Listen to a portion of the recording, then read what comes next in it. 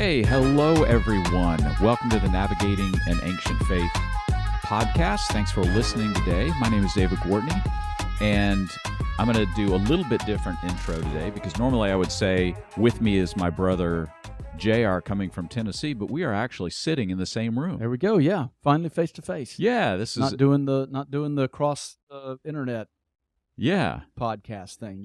Yeah. So this is a treat. JR's in town, and so we're gonna try and do some of this series that we're about to start today here, but it's fun to be sitting in the same room looking at each other. Yeah, different dynamic, man. It kind of makes me nervous that you're staring at me. Yeah. Yeah. If I stare too long, and give me some cue about uncomfortable eye contact or something. Yeah, move away. That's right. No, we did this so naturally on the couch last night. We started talking about this. I know, and episode we and series. What we talked about last night, but hopefully we'll be able to remember that's right. most of it. Talked for about an hour, and then it spilled over into dinner. And if we would have just recorded that whole thing, we would have been done. So we'll wise up one of these days and just hook mics up and walk around town or whatever, Yeah, that's right.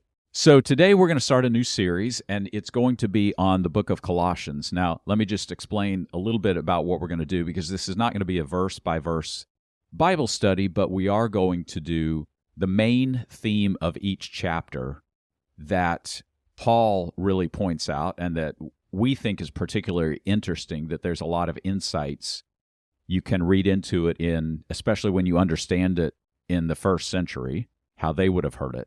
So that's what we're going to do.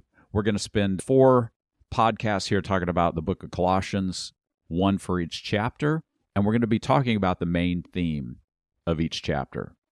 And full disclosure here, part of this is actually to do a little bit of self-promotion on a book I wrote called A Journey Through Colossae. And if you like what you hear on this podcast, there's going to be a lot more of it on the book, but I'll just say that up front. I'll be making that plug at least once a podcast. So nothing wrong with that. Yeah. So today we're going to be talking about Colossians chapter 1.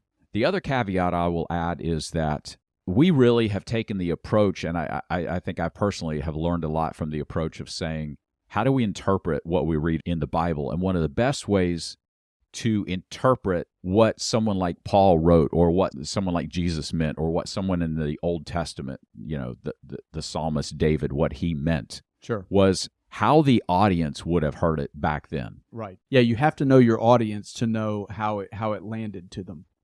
And obviously that we read this through our modern Western eyes, and it lands a little bit differently than it would have to ancient Greeks back in the first century. So, right. Yeah, we kind of translate it through our own eyes, and sometimes we miss some things.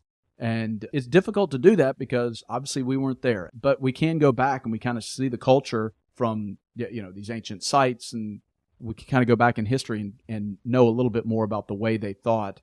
And when you put yourself in the position of an ancient Greek, it really does clarify some of the things that we just kind of gloss over when we're reading the Bible, that we're like, well, that's kind of a weird way to say that statement, or that's a strange statement to make. But we just sort of say, well, it's an old letter, right? So I don't know what that means, and then move on. But when you really kind of put yourself in the position of the Greeks and what they believed in Greek mythology and things like that, it really does start to make sense. And it's what we were talking about last night, and hopefully it's what we'll kind of recreate and get into today. Yeah. So it's so easy to say, well, that's not what that means, because we've had 2,000 years of, Bible scholars and theologians interpreting, here's what this means, and building off each other. So, and I'm not saying that's wrong, but you kind of almost lose the original intent, because 2,000 years ago, they wouldn't have heard it through the lens of 2,000 years of theology and right. Yeah, that's right. all of these things. They would have heard it just as, and we're talking about Colossae, so I'll talk a little bit about what Colossae, the city, was like, but through the lens of a first-century Greco-Roman person coming out of paganism, because we know that Paul was writing these letters to people who were predominantly in the pagan culture and had converted to Christianity. You and I see this walking around these sites, that Greek mythology, the imagery is everywhere. Oh, yeah. It's just everywhere. All ingrained, all in the culture, in the architecture, in everything. I'm growing more and more convinced that there are definitely references, especially in Paul's letters, where how else would his original audience have heard these things except through the lens of, well, that sounds an awful like this story that I heard as a kid.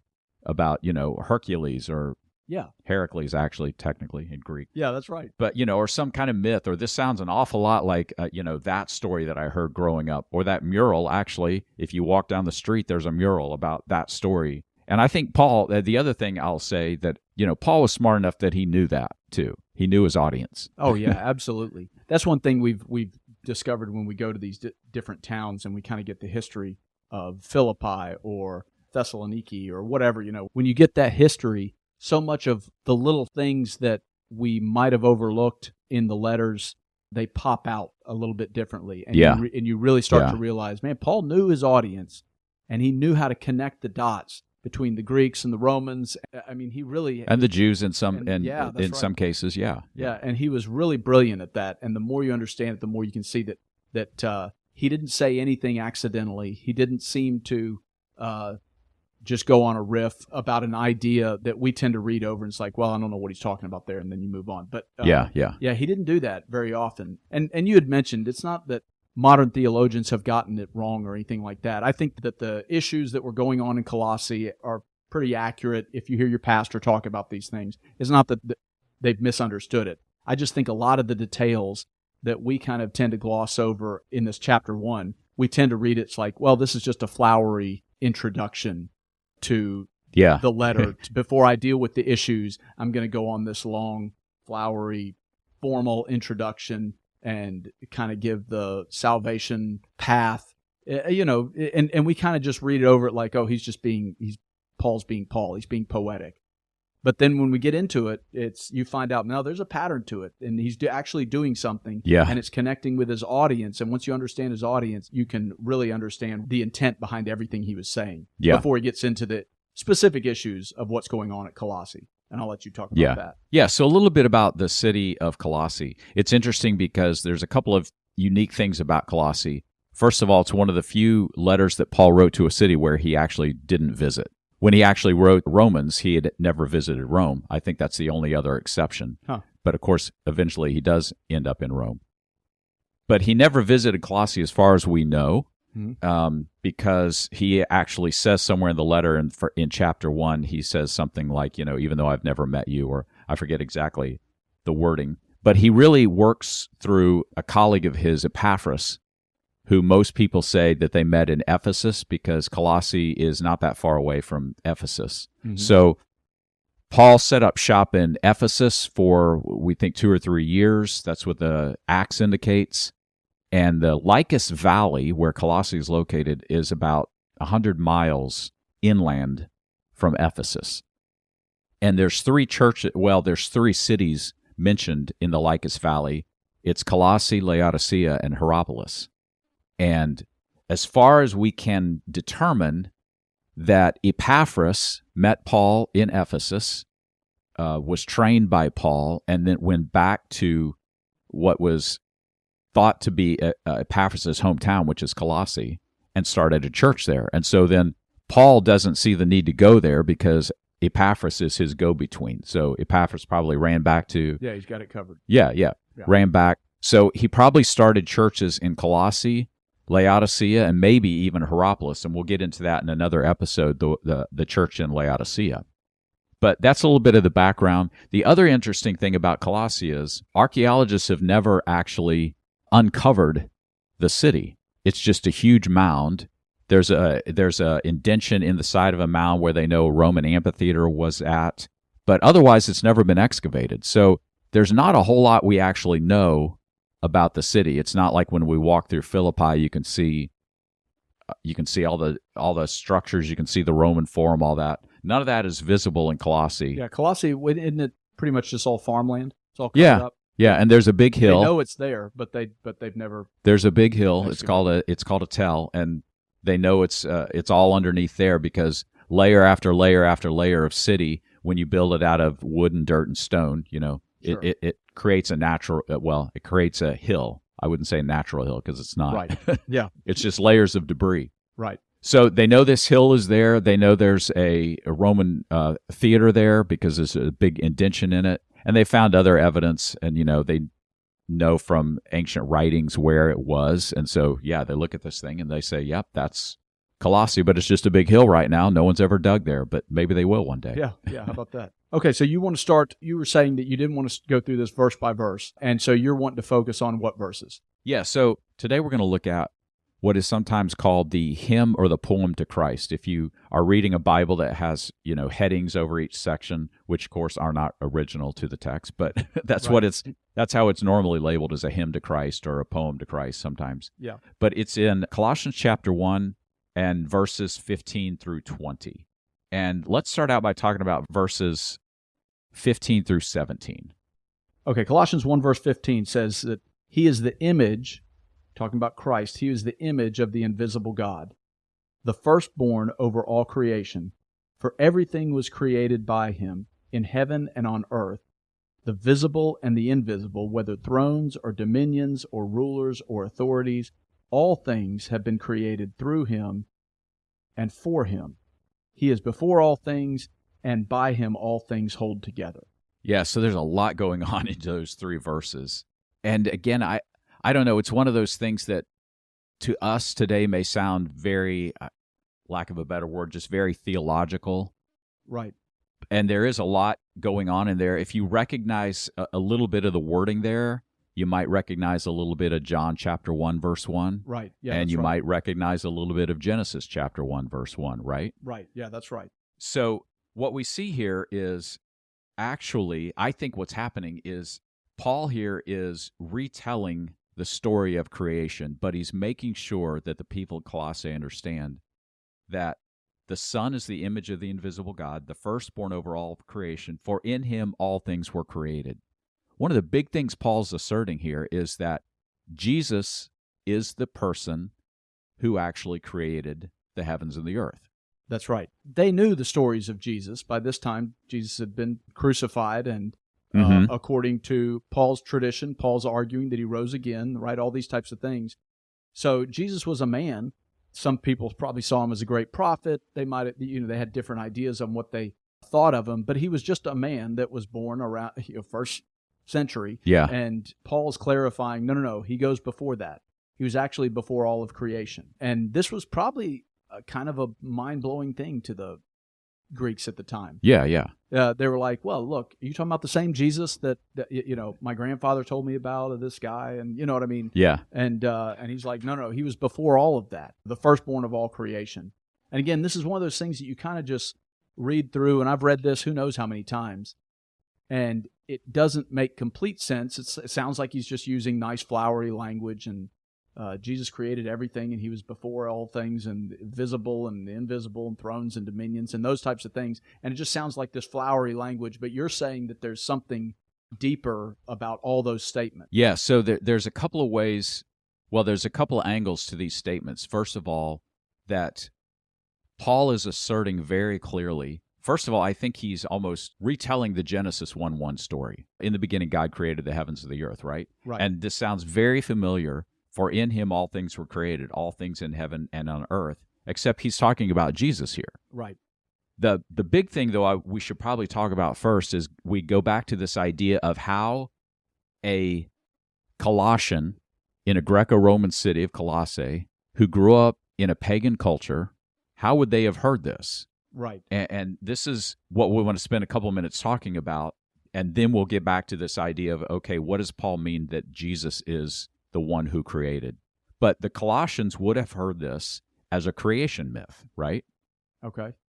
That's how they would have heard this. Okay, Paul's telling us a creation myth. Right. And when you say myth, what do you mean? Yeah, so it's one of those words that we say myth and we immediately think like, oh, it's just a made-up story. Yeah, it's fake not. Story. Yeah, it's not true. It's in the fiction section in the library, But that's not what myth actually means, at least in the classical sense. When we're talking about myth, we're talking about a story that represents, from maybe the heavenly or the spiritual realm, a culture's attempt to say, here's what's actually happening. Right. Here's what reality. actually took place. Right. Yeah. It's a description of reality in story form. Right. Okay. Yeah, it's a description of reality in store form. Yeah, that's it. That's a good way to put it. So if you would have asked the ancients if this myth is true, they would say, well, sure it is. And Right. our follow-up, I've said this before, but our follow-up would probably be like, we as very rational scientific moderns would say, so you're saying this actually took place. And I think an ancient would look at you and go, yeah, I just said it was true. Right. Yeah, that's right. And we would be the ones that would get hung up on, okay, did this actually happen? These are facts. We would get hung up on that. Yeah, so I think it's important. I think it sheds a lot of light on these verses to first understand that the Greeks would have heard this as a creation myth. Okay. Now, you and I talked about this last night, but when you talk about, okay, what was the Greek version of a creation myth? You see a distinct pattern come out right in what their creation myths were saying, and it's a fascinating contrast then to what Paul is saying here in this. Yeah, because the Greeks' mythology began with Gaia and Uranus. And I always heard Greek mythology and I always thought, well, Zeus I thought he was like top god, right? And it's like, no, Gaia and Uranus were before him, but they didn't have an embodied form. They were some kind of what we would call a spirit or something like that. Yeah. They didn't have a body like Zeus. In fact, let me jump in there too.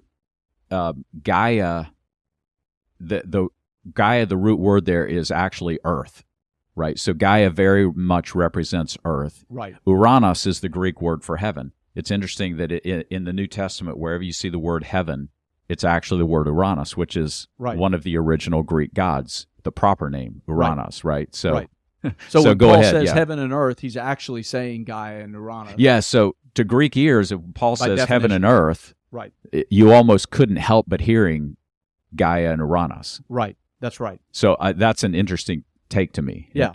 And so they were some sort of the embodiment of the earth or the embodiment of heavens, but they didn't have a physical form, right? And then you've got the Titans, and you've got Zeus and so you get to Kronos and Rhea.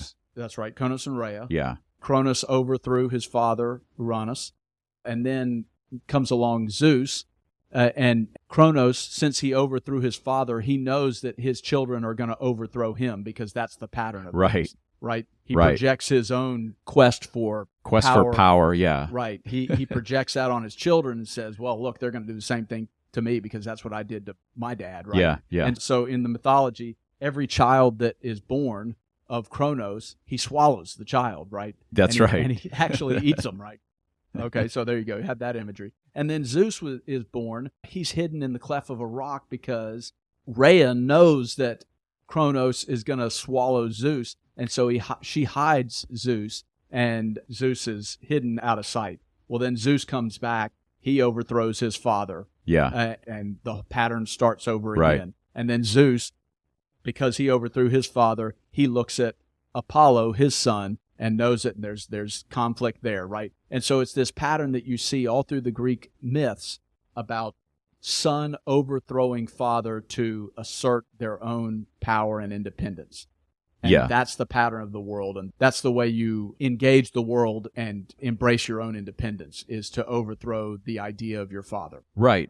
And that's an important pattern that you brought out, is the idea of the Greek creation myth is everything you just said. How the son always ascends is he overthrows the father. And, Rhea, as a mother, maybe she picked up on a pattern that every time, Dad Kronos says, I'll take the kids, and he comes back empty-handed. That yeah, that's right. Maybe something's going on there, right? Yeah, about the fifth or sixth time. Yeah, she wised up and is like, I think I'm going to hide this kid. Yeah, I'm going to hide this one. We'll keep this one under wraps, literally. So, but that's the pattern you see in the Greek creation myths. Right. Is you go from, first of all, these unembodied spirit forms, heaven, earth. Actually, in the beginning, it says, in the beginning was chaos. That's literally that's right. Both the nothingness and the God chaos that represented the nothingness, right? Right. Yeah, that's right. And so you see this going from unembodied forms to more and more embodied forms. So by the time you get to the Olympic gods, they're very much look like human beings, only they're superhuman, right? Right. But you see this pattern of the son overthrows the father. That's how you gain power. Yeah.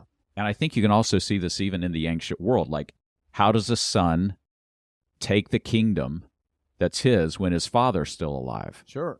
Well, even if he doesn't act on it, right? It's in the back of his mind. Yeah, that's right. If Dad's out of the way, the kingdom's mine. Right. And history is full of those stories. You don't have to look far to find stories of that. Yeah. Yeah, that's right. And I think something you said too is interesting, which is if this is the way you came to power, then how are you going to view your sons? Sure. Yeah, we're going to project our own weaknesses on other people. Yeah. And assume that that's going to happen to me because, hey, that's how I made it. And so why isn't it going to be my turn next? Yeah. If I opt my father to take the kingdom and I have sons, boy, it's only a matter of time till they're going to get a little anxious about taking power here. Yeah, that's right. Yeah. And we've gotten a little ahead of ourselves, but I want to go back to verse 15 where it says, so now when I read verse 15 and I see, he is the image of the invisible God. I have that foundation of Greek mythology that they understand that Gaia and Uranus don't have a bodily form. And here come the gods that live up on Olympus, and they have a body. They've got an embodiment, and they are the image of the invisible Gaia and Uranus, right? And right. So that pattern seems to hold true right from the jump. Yeah, Christ that's true. Is the image of the invisible God. He is the embodiment of what is formerly just considered to be spirit or a vague notion of Uranus, right? Yeah, that's right. That's right. Yeah, so then with that background of what a Greek would have heard as a creation myth and what would come to their mind then, let's go back to these couple of verses because there's a lot in here to pull out. So you just pulled out the first thing. The Son is the embodiment or the image of the invisible God, the firstborn over all creation. In him, now this is interesting, in him all things were created. And here's where I'll point out again, things in heaven and on earth, things in Uranus. Right. And it would be like something like Gaia or Gen, but it's Gaia. It would be the feminine. So so it would be everything in heaven on earth. And in a sleight of hand, it's almost as if Paul is saying, hey, you know your gods, Uranus and Gaia? Like Jesus created them. That everything started from them. In the Greek context, that's point A, because before that's nothing but chaos. Yeah. Paul's slipping in. Before they were around, there was God and Jesus. Yeah. That's right. Exactly. Yeah, so then he goes on and says, in heaven and in earth, and so he slips their names in there. But then he also says the visible and the invisible. In Greek mythology, there's nothing, and then there's a manifestation of something. So that's another way of Paul saying, before all of that, before the invisible and the visible, that Christ and God had dominion, and God gave Christ dominion over the heavens and the earth, the visible and the invisible. Yeah. So it's like we're not just talking about the material world, we're also talking about the symbolic world, which they would have understood. Yeah. And you see that as it goes on where it talks about thrones and powers and rulers and authorities. And this is a little bit probably where Paul's more drawing on his Jewish background. But all these things, thrones, powers, rulers, authorities, they're references to spiritual beings, right? Classes, maybe even classes of angels. That's how Paul would have thought of these things. So it's kind of saying it's kind of the same thing as the visible and the invisible. So you have rulers and authorities, but then you also have thrones and powers behind them. Dominions. Yeah, that's right. Yeah, the real power behind those people. Right. Yeah, that's right. Yeah. So he's kind of covering all his bases. And if you still weren't sure, he says all things have been created through him and for him. He is before all things. It's like Paul's really making this point. Yeah, summarizing it. Yeah. In him, all things are held together. Yeah, that's right. So really, in these first verses 15 through 17, you see a retelling of the creation story, only Paul is making very clear that Jesus was the one who created all this. Is the source of it. Yeah, is the source of it. And when you compare that to, say, John 1:1 that says, in the beginning was the Word was with God, the Word was God. Right. You know, it's saying the same thing, right? I mean, Sure. John held to the same thing. Look, in the beginning was Jesus. Jesus was the Word. And then you go back to Genesis chapter 1, in the beginning God created the heavens and the earth, right? And there again, there's that hint of, I mean, it's an interesting thing. There's this hint of that the creative force of God was the Logos. And that's the Word. Right? The Greek word for word is logos. Yeah, and that's right. So the Logos becomes the creative force of God's, you could say that God was willing things to happen. Right. And so they're very much connecting Jesus with John chapter 1, right? The Word, Right. which is this idea of the Logos, is the kind of creative will of God who actually goes out and does the creating. Yes, that's right. Yeah. And that Jesus is the embodiment of God, of that Logos, but not in the sense that Jesus was created by God. Right, As, right. hey, I'm going to send this person down. I'm going to create this person to send them out. They're clarifying really clearly. No.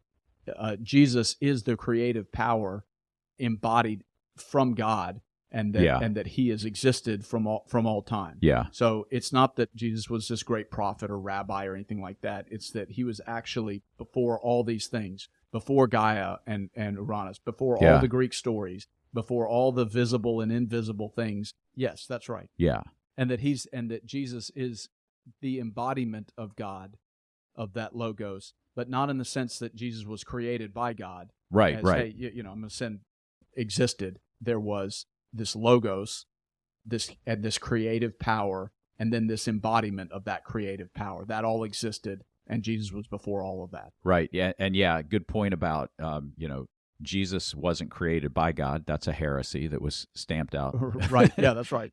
The first 300-400 years of the church, because there were people who held that. I wonder, even sometimes, I'm trying to think and to get your reaction, like sometimes even this idea as a Christian that Jesus created everything, it's almost weird to think of, because sometimes I think, even though if we really thought about it, we'd say, well, that's not true. But if we really thought about it, we'd say, well, Jesus was born from Mary and comes on the scene, at 2 or 3 BC, whenever he was born, right, in Bethlehem. Right.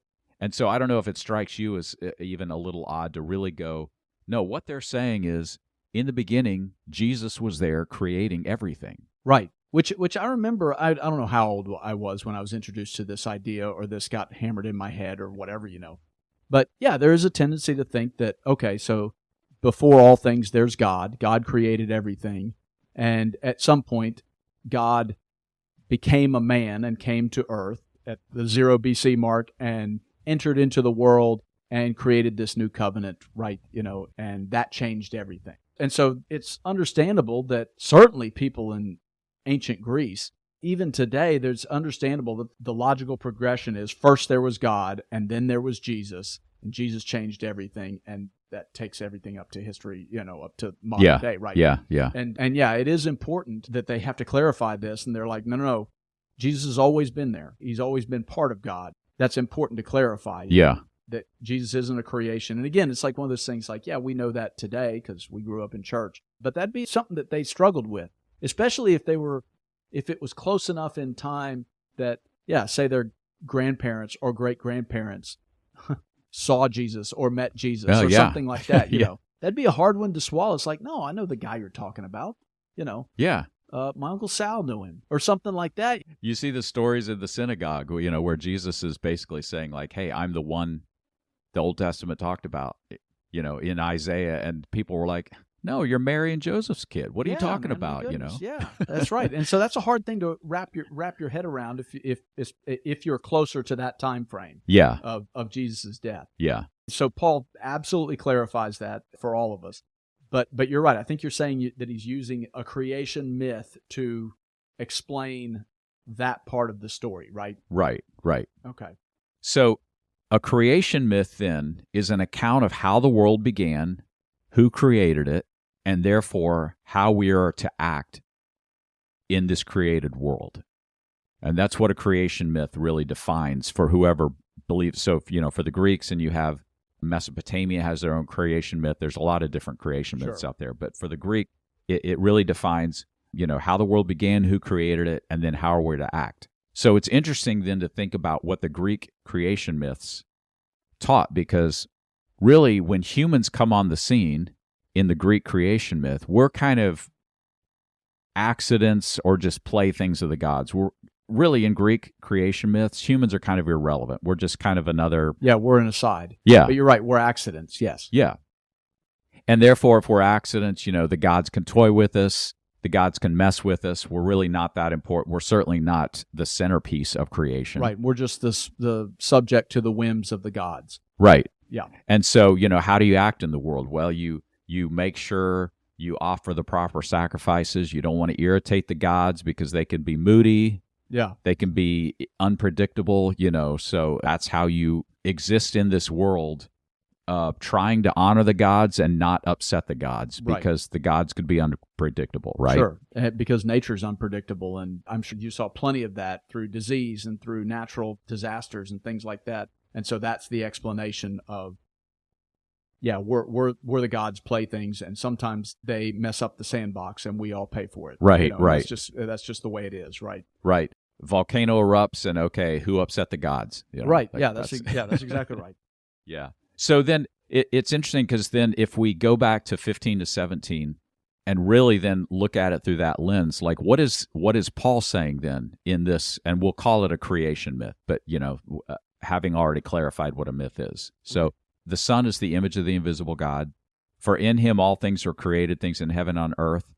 All things have been created. He is before all things, and in him all things hold together. So if you go back to the Genesis story then, like human beings actually are the centerpiece of creation. Right. And that's that important. All things have been created through him and for him. Right. So it's not just an aside. It's not just right. We're not just a side experiment that happened to create humans. Right. Yeah. That we're actually the creative expression of Christ. Right. And God creates man and woman, and he says this is very good. Everything else in creation was good. And in Genesis, he said, no, these are very good. Yeah. And another pattern that you'll see, and we'll jumping ahead a little bit because you'll see this in the next part that we'll about to shift to, but you'll also see the Son cooperating with the Father, right? Right. And that's a big point to make out of all this. Yeah, that's right. Considering the pattern of Greek mythology of the Son overthrowing the Father over and over and over. Yeah. Now we have this new idea of, oh wait, the Son is actually cooperating with the Father. Not only cooperating with the Father, but the Father gives his fullness to the Son. Yeah, and that's probably a good point to go on to verses 18, 19, and 20. Okay, he is also the head of the body, the church. He is the beginning. Again, we're talking about Christ here. He is the beginning, the firstborn from the dead. I want to come back to that. So that he might come to have first place in everything. For God was pleased to have all his fullness dwell in him, and through him to reconcile everything to himself by making peace through the blood of the cross. So again, I read these verses, and there's a tendency to say, well, he's just being real flowery, but he's mentioned the cross, he mentioned the blood, and so, I see what Paul's saying. Yeah. But when you read it closely with that lens of the listeners, ancient Greeks, this takes on a little bit of a new meaning, right? Yeah. As a Greco-Roman coming out of paganism, I think one of the things that would actually jump out at you in this is, wait a minute, so he didn't kill his father? Yeah, that's right. You actually see the Father and the Son cooperating right to create. Right.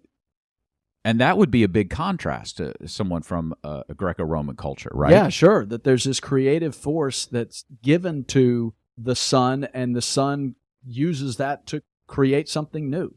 Yeah, so I like that verse. Then 19 takes on a whole new meaning. For God was pleased to have all his fullness dwell in his Son. And that's a mind-blowing idea. Yeah. You're like, man, Zeus never would have given all his power to Apollo. Yeah, you never. Yeah, you're in trouble there, right? You never would have heard. Kronos was pleased to have all of his fullness dwell in Zeus. Yeah. I mean, they're all skeptical of each other, and they keep their secrets, and they try to hide things from the other gods and things like that. And so it's this idea of, I'm on my own. I'm the only one that's going to watch out for me. And unless I'm really careful, somebody's going to stab me in the back. And that's the pattern over and over through all Greek mythology. There's just so much of it. Yeah. And that's then how you would see the world, right? Right. Yeah, that's right. That's the reality, is that there's this hierarchy of power, and the only way to work myself up that hierarchy is to play that game, right? Yep. And that's what that's how I operate in the world. Yeah. And Paul comes along and upends that. Yeah, upends it and says, nope, the Son cooperated with the Father, the Son obeyed the Father was pleased to invest all of his power in his Son, And you go, boy, you just don't see that. That's not how the world operates. Yeah, that's right. So it says that he's the beginning, the firstborn of the dead. That's one of those things that you just skip over and you're like, well, whatever, and then move on. What does that mean? Yeah, so what you see in verse 18, I think, is you actually see a second creation myth emerging. Okay. So in the same pattern that you saw in 15 through 17, he begins again in 18 because you see the same language starting to be repeated, right? Yeah, that's right. He kind of So starts over. he is the head, and there's this phrase, he's the beginning and the firstborn from among the dead. And I think what that's referring to is this idea that Jesus died on the cross. Everyone kind of knew the story by that time. That's the story that Epaphras and Paul would have been telling them. Sure. So he dies on the cross and descends into hell, and then he conquers death. And so in that way, Paul is saying he is firstborn from among the dead. Yeah, the first one to conquer death. He is the first, yeah. Yeah, he entered death and overcame it. Yeah. Yes. So here again, we see the pattern of another creation myth because, again, he's the beginning. Right? Right. John chapter 1, in the beginning was the Word. Genesis chapter 1, in the beginning God created. And here we see it in 18, Jesus is the beginning. I mean, it's a clear pattern you see emerging here. Yeah. So that he might have supremacy in everything. God was pleased, we talked about verse 19, so God was pleased to invest all of his fullness and power to dwell in his Son, and through him to reconcile all things to himself. And here again, the pattern, whether things on earth or in heaven. Right. There's those words again, right? Yeah, in life and in death, yes. It's life and death. Mm-hmm. It's Urana and Gaia.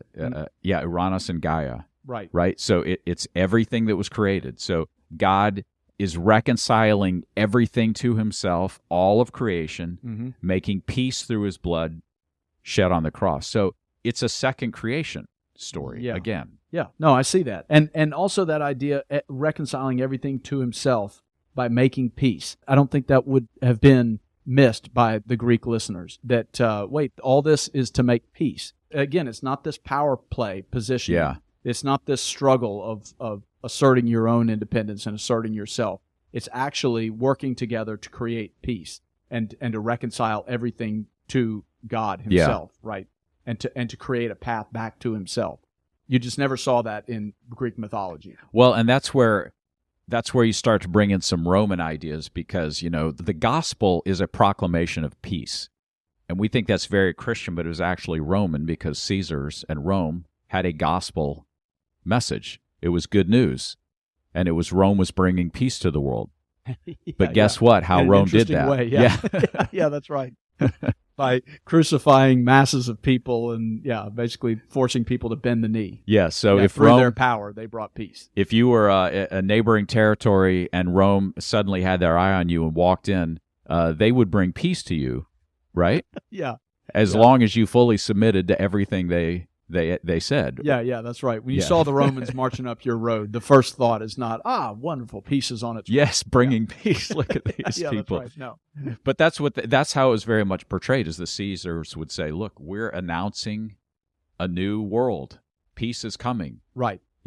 Well, you see this today, and we won't get too political, but Russia invading Ukraine, from the Russian side or from Vladimir Putin's side, it's like, hey, I'm bringing peace. I'm overthrowing, I'm overthrowing white supremacy in Ukraine or something. Yeah, that's and so the story. Every narrative, it's interesting that you can have tyrants all through history, but the underlying narrative to why they're conquering all these nations is never because, hey, I want to conquer the whole world. It's, no, I want to bring peace. Yeah. But they always do it through violence. Yeah, it's right. Yeah, so it's nothing new, right? And it's interesting because the violence done in the story of Jesus here was violence that he willingly took on himself, right? Yeah, that's right. Sure. The violence was what he willfully accepted on the cross. There had to be a sacrifice, but he willingly accepted it. Blood had to be shed. The Romans knew that, right? When they went and conquered to bring peace, they were going to have to shed blood. Yeah, they were perfectly ready to shed blood. Yeah, that's right. And in an interesting way, Jesus also knew blood had to be shed. It was just that he sacrificially gave it from himself as opposed to imposing that on everybody else, the rest of humanity. Right? Yeah. Yeah. Yep. I will bring peace, but it will be my blood. that My will be blood shed. will be into- shed, not yeah. yours. Yeah, that's an interesting way to think about it. Right. And really, this idea then of verses 18, 19, 20 as being a new creation story really fits in line with everything else Paul said, right? Because Right. all throughout his letters, he talks about we are living in a time now of new creation. Paul says that. 2 Corinthians 5:16 says, "Therefore, if anyone is in Christ, the new creation has come. The old has gone, and the new is here." So he very much uses this idea of new creation. Right. So it just makes sense that when he says, "And now Christ is the head of the church," here we go, in the beginning again. Yeah. Here's how he's going to do this. Everything in heaven on earth, it's being all brought back under his reign. Right. And so there's this paradigm shift of reality that Paul's trying to communicate to the Greek listeners. Yeah. Of this old pattern that you've always seen, that's gone. There's this new paradigm shift of we can actually engage reality through what? Through cooperation with the Father, Yeah. as opposed to being violently opposed. Yeah, I think it's in the second creation story that you really see the contrast to here's how things operate in the new creation. You see the Father cooperating with the Son cooperating with the Father, the Son obeying the Father, even to his death, right? Right. And this is how the new world operates. Cooperation, Love, sacrifice, trust, love, sacrifice. peace. Yeah. Yeah. Yeah. That's interesting. Well, and so in verse 21, he clarifies that and says, once you were alienated and hostile in your minds because of your evil actions. So there's that idea of, look, Yeah. you thought the old way. You thought in terms of, I'm going to overthrow the powers that are asserting their power over me, and I'm going to overthrow that. That's the way we've always thought. Right? Yeah. And he's saying, that's the way you used to think. But now he has reconciled you by his physical body through his death to present you wholly faultless and blameless before him. That's true peace through his sacrifice. So if you read on, then you really see that contrast. Good point. You see that like the world was defined by hostility, enmity, but now with being reconciled to God, it doesn't have to be that way anymore. Yeah, that's right. Yeah. And we were talking last night about this pattern that you see doesn't mean that all the Greeks hated their fathers and wanted to overthrow them. Right. You know what I mean? But Yeah. but there is a pattern of, again, through the mythology, this is how they said the world works. And so it might not be your biological father that you're trying to kill and overthrow, but it is the power structures that are in place, that the theme of the son overthrowing the father, they thought that reflected the Greeks' understanding of power, of succession, the struggle for dominance in the universe, and that's the reality that they were dealing with. And Paul, of course, comes in, upends it and says, no, we don't have to think that way. Yeah. So starting to, I guess, turn really practical, and we could talk a little bit more about that point you just made, but I think that's one of the main things Paul's trying to say is, in the new creation, this is how we behave, this is how we act. That's what a creation myth does. It tells you, here's how you behave in the world, because here's the world's reality, right? Yeah. And so by doing these two creation stories back to back in 15 through 20, Paul's very much redefining how we act in this world, how we treat each other in this world. Right. And it's not about the power grabs. It's not about how running over other people, to Sure. get what you want. Yeah. To create peace, right? Yeah, It's the yeah, Roman that's right. version of peace. Yeah. That if I assert myself, and my dominance, then peace will come. Yeah. If you just acted the way I wanted you to act, everything would be fine. And that's like, in saying how do you make this practical? Again, people are probably listening thinking, man, me and my old man are just fine. I don't have any issues there, right? Yeah. But there is a common theme about the world is like, if you acted the way I wanted you to act, me and you would have a great relationship. And that's the way we view, so it's Right, always viewed, right. viewed through a selfish lens and saying, golly, if you just would do this, we'd be just fine, Yeah. And that's one way to look at the world. And Paul is essentially saying, yeah, stop that. That's self-focused. Start working in cooperation with the Father. Yeah, explain that one. How would you transmit that myth to practicality? When we say work with the Father, are we talking about working with the existing power structure? Or are you talking about working with God? I mean, that's the way Well, We yeah, might read that. I think it's working in cooperation with others, but ultimately it's grounded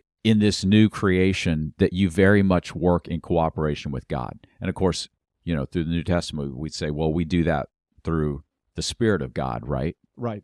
But I think there is something to say, am I living my life fully cooperating with God?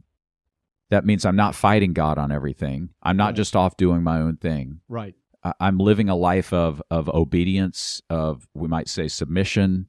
Sure. I don't have my agenda. I may have things that I want to do in life, but I'm trying my best to very much align them with what God is doing in the world. Because if I'm not, then I'm at odds with what God's doing in the world. Yeah. Yeah. Humble submission toward God and cooperation with others. And that's, what the greatest commandment. Love God with all your heart, exactly. and love others as yourself. I mean, that's a pretty good embodiment of that statement. On one hand, be fully submitted to God while at the same time cooperating and engaging others in the community and things like that. And that's a pretty good explanation. There's another part of cooperating with God that I like, because sometimes in our faith we can just sit back and say, well, if God would just tell me what to do, I would do something. Otherwise, I'm just going to, go do my own thing. But to me, that idea of cooperating with God means that I'm moving forward. I have my own ideas and passions and things I want to get done, but I'm constantly checking them to make sure they're in alignment with God. And if they are, then through God's Spirit, through God's power, then I'm on the right path. I don't want to put it in terms of, there's no end of things that I can do and accomplish. But it's more about what God's accomplishing through me, if I'm acting, if I'm willing to act.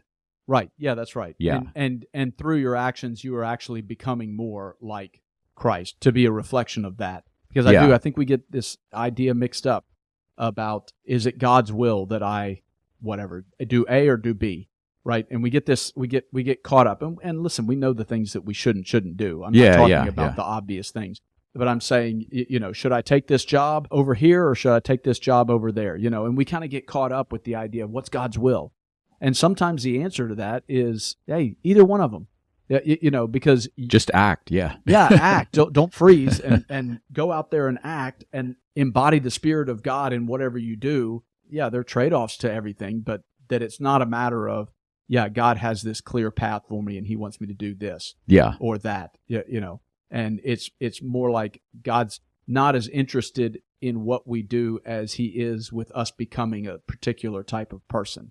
And that is to be a reflection of Him and Christ. He's more interested, and the way I guess I think about it sometimes is God is more interested in me becoming the kind of person who is acting in the right ways rather than just making sure I'm acting in the right way at every single moment. Yeah, that's right.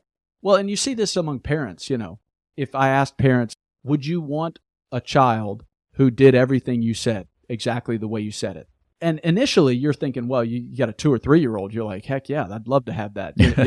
But then you're thinking about a 15, 18, 20 year old and you're thinking, no, I kind of want my child to go out there and make his own way in the world. I don't want a little me. I don't want to relive my youth through my child. I mean, everybody knows that those are unhealthy things. And it's like, man, I love it more than anything when my son or my daughter actually makes an independent decision, sometimes when it's counter to me. Now, there's a respectful way to do that and things like that. But you want to see, there's something that makes me proud when I see my kids make a decision through their own thought and their own struggle with the direction that they need to go, right? Yeah, I think that's right. So we've talked about that aspect, but there's another aspect that I think if you read the book of Colossians that really brings out. So why is this so important to Paul's main message to the Colossians? And one of the things you see as you read later on, we might get to this next week or in the next couple chapters, but Paul says in the beginning that they accepted the message from Epaphras, but apparently they had kind of gotten off track, and they were being tempted. In the next couple chapters, Paul says, look, you're being tempted by the worship of angels and mystical experiences, and you're turning to all these other things because maybe you feel like your faith is getting stagnant. And I think it's another aspect of this kind of creation. It's so important to see this creation thing is like what he's saying is if Jesus is the creator of this world, of everything, and in fact, even new creation, Jesus is the creator of the new creation, right? So everything's created by him. I think Paul's really kind of posing the question to saying, why are you turning to these other things? And we've used the term manufactured experiences, right? Yeah, why are you that's turning to right. these other things that aren't that aren't really cooperating with God and expecting that to kind of boost your faith? Right. And Yeah, Paul that's right. very much calls them to say, return to the message that Epaphras shared with you in the beginning, and go with that. Yeah. And I think that's another key point out of these creation stories is, look, if Jesus is truly the creator of all this through God, Mm-hmm. why are you turning to manufactured experiences? And so, I think we can ask ourselves, how are we guilty of doing that, right? And I know I've had times in my own faith where I felt a little stale, and man, if I could just, get some emotion, whip some emotion up, or, try something different to have a new experience. Right. And it's like, no. Return to your faith, right? Yeah. Yeah. Well, that goes back to the Ascent. The Ascent podcast that we've done is that idea of wanting, you have this spiritual moment and wanting to hold on to it, first of all, artificially. Yeah. When that's not the point of it. Yeah. But also wanting to remanufacture that experience. Maybe try to go back to the same spot or try to listen to the same music or whatever. And what we're trying to do is recreate a moment in time that we're not meant to recreate. Yeah. And so what Paul's saying is that, hey, Christ is the foundation of it. He was before all of this. He was before all your Greek creation myths. He was before everything. But you guys keep turning to these cheap substitutes and cheap faith, cheap experiences when you have access to the source. And he's saying, why in the world would you take that alternative, right? When you have access to the source. And so he's basically calling them to go back to the foundation, to go back to what Epaphras told them to begin with.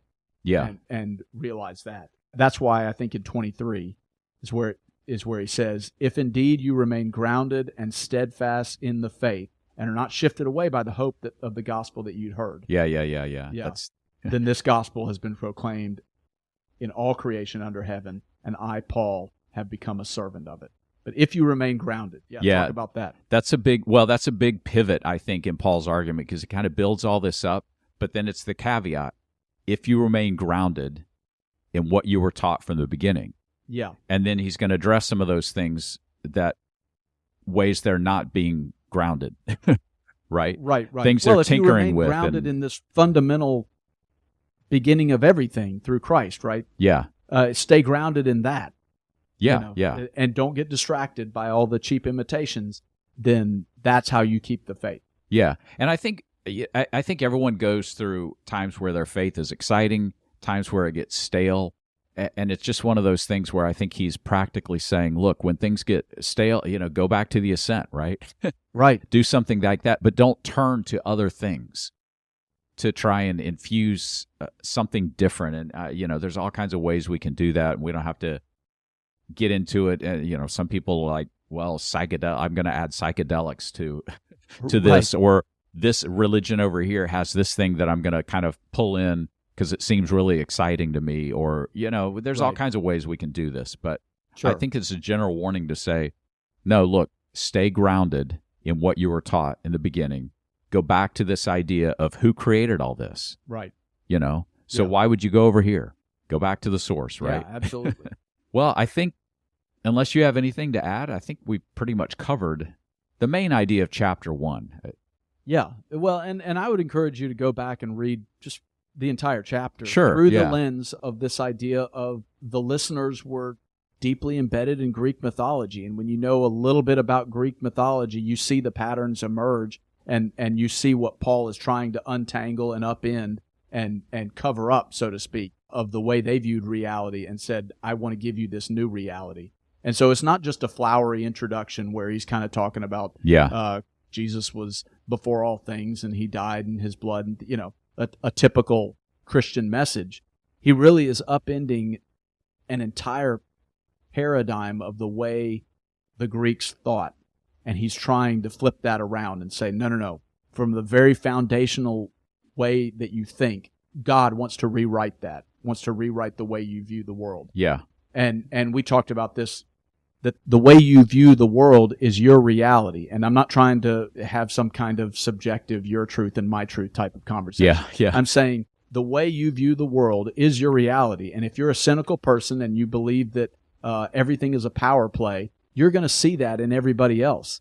And Right. that's the way you're going to go through your day. And that's the way you might have your barista may not be in the best mood and may give you a little attitude. and your tendency will not be to say, well, they're just having a bad day. Maybe I can cheer them up, right? Maybe I can work with, your tendency is to think, they're trying to they're trying to make a move on me. They're trying to demean me and make me feel like less of a person to make themselves feel better, right?